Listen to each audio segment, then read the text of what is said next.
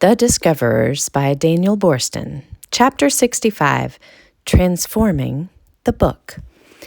Languages would become pathways through space and time. While nations would be held together by their new vernaculars, lone readers could seek remote continents and voyage into the faraway past.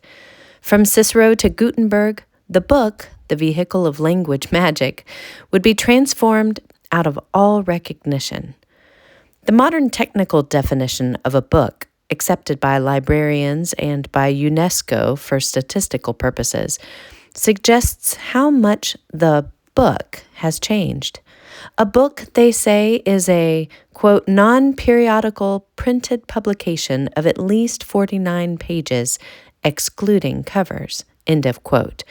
But for most of history, books did not even have pages. Our volume, from Latin volvere to roll, was first a name for manuscripts in rolls. In early Egypt, sheets to write on were made from the papyrus reed that grew in the Nile Delta. The reed was called Byblos, from the port of Byblos where it was first found, and whence comes our Bible for the book. Strips from this reed were flattened. Then others were laid across them at right angles to make a mat. The surface, when moistened, pounded, smoothed, and dried, was well suited for writing. These sheets were pasted together to make long strips for ceremonial banners in early Egyptian temples. Rolled up, they became a volume, portable, easy to store, and relatively durable. This was the ancestor of our book. Other people in other places had, of course, tried many other sorts of writing material. The ancient Babylonians inscribed their wedge-shaped writing on moistened tablets of clay. After those tablets were baked in the Middle Eastern sun, they could carry their messages across the millennia. Before they turned to paper, the Chinese used tablets of bamboo and then sheets of waste silk. In India, birch bark and palm leaves were prepared for writing. In Tibet, as we have seen, the smooth shoulder bone of the goat was used for magical inscription. Leather was widely used in the Middle East, and the Burmese wrote on sheets of copper. The writing material that held the Roman Empire together was Egyptian papyrus. Could they ever have done their business with cumbersome clay tablets? Just as our government is held together by paper, theirs was bound by papyrus. The natural history of Pliny the Elder, AD 23 to 79, described the many grades from the finest quality in the center of the plant and called Augustan, and second quality or Livian, after the emperor's wife, to the inferior qualities near the outside rind. For jottings, Romans commonly used small wooden tablets, sometimes covered with a thin coat of wax. People in the West, who had access to the plant, generally preferred papyrus for their writing material. Then, according to tradition, parchment or vellum was invented by King Eumenes II, 197 to 159 BC, who wanted to make Pergamum in Asia Minor a great center of Greek culture. When his rival, Ptolemy VI, king of Egypt, cut off the supply of papyrus, he devised a new technique of cleaning, stretching, and smoothing the skins of sheep and goats, which made it possible to write on both sides. This came to be called parchment, after Pergamum, and vellum was the name for the especially fine parchment made from the skin of a calf, from Old French vielle. Parchment made possible the next and greatest advance in the technology of the book before printing. This idea was so simple that we hardly think of it as an invention. The pages were no longer pasted together and rolled up into a volumen. Instead, they were bound together into a codex. The name, from Latin codex or caudex, for tree trunk board or writing tablet, may have been suggested by the form of the Roman notebook, made by fastening together sheets of wax-coated wood. The roll, as we have seen, had many disadvantages. The reader had to unroll the manuscript as he went along and then had to re-roll the book before it could be used again, much as a motion picture film has to be rewound after each showing. In the 2nd century BC, when this still was the usual form for a book, an average roll might measure 40 feet. Some earlier Egyptian rolls were said to reach a length of 150 feet. The writer of the Apocalypse may have been thinking of such a scroll when he envisioned the sins of Babylon reaching to the heavens.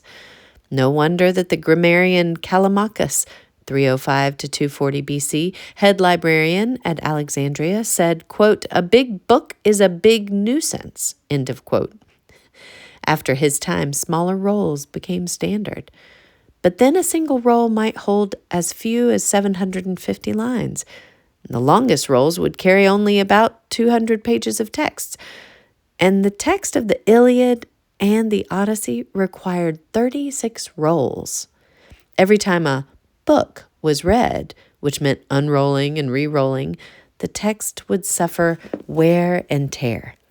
We cannot be surprised that quotations in early literature are so variant and so inaccurate. We too would naturally rely on our memory rather than unwind a long roll to search for the desired passage. Since every manuscript was unique, there were no numbered pages, no index, and nothing like the modern title page. The name of the author was seldom attached to a roll. The name of the scribe seemed more important and was more likely to appear somewhere. It was physically as well as intellectually laborious to find the remembered section of any text. By contrast to the roll, the codex, bound pages in a form like that we now call a book, was wonderfully convenient. It was handy to use, more durable, more copious in content, and more compact to store. With the codex, eventually there would come a host of reference and retrieval features, a title page, a table of contents, numbered pages, and an index. All these would entice us to look it up. They would also be finding aids, encouragements to check the precision of the quoted word and the remembered fact. The parchment codex came into use in the West near the beginning of the Christian era. Modeled on the Roman notebook of wooden leaves, it was naturally first introduced for notebooks or account books. This new format helped the preachers of the new Christian religion emphasize the good news in their sacred book, in contrast to the roll, which was the customary format for the Old Testament or other Jewish books. When used for Christian literature, a manageable codex book could hold more than one gospel or epistle. By the 4th century, pagan manuscripts, too, were appearing in this form. Yet the scroll retained its aura of tradition and long remained in use for solemn and official documents. The Jews still keep the Torah in a roll. To make a codex, a number of sheets, a quire, were simply folded and sewn together. Papyrus, which cracked when folded, was not suited to this format. Moreover, in a codex, both sides could conveniently be read in sequence, and parchment was better suited for writing on both sides. So, before paper was available, parchment was the usual material for codices. Books worth preserving were gradually transferred from the papyrus roll to the vellum codex. The full significance of this codex revolution, the first great transformation of the book, would appear only after the invention of paper. The Chinese had been making a rudimentary paper since about AD 105, when Tsai Lun, using mulberry, waste fishnets, and rags, made the first known sheet of paper for the emperor. Chinese prisoners of war, whom the Arabs had taken at Samarkand, introduced them to the arts of papermaking. By 800, the brilliant Caliph Harun al-Rashid, around 764 to 809, was having paper made for him in Baghdad. Then, through the Arabs, paper was brought to Byzantium and across the Mediterranean to Spain, whence it spread over Europe. Even before the invention of printing, manuscripts written on paper were not uncommon. And there were paper mills in Spain, Italy, France, and Germany. Paper still traveled under the respectable old name of papyrus.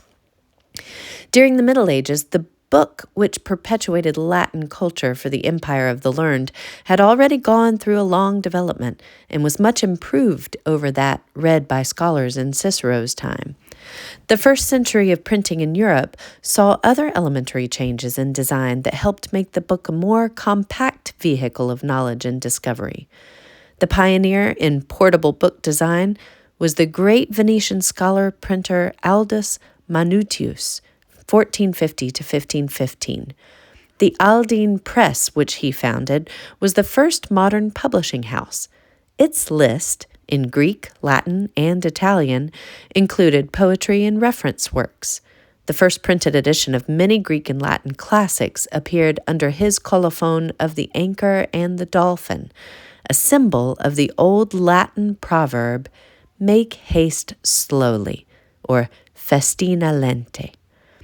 While Gutenberg, in the first generation of printers, had applied the craft of the goldsmith to make printed books technically feasible, only 2 generations later, Aldus tried to find and reach the market, and he proved that a publisher could prosper by printing elegant, well-designed books.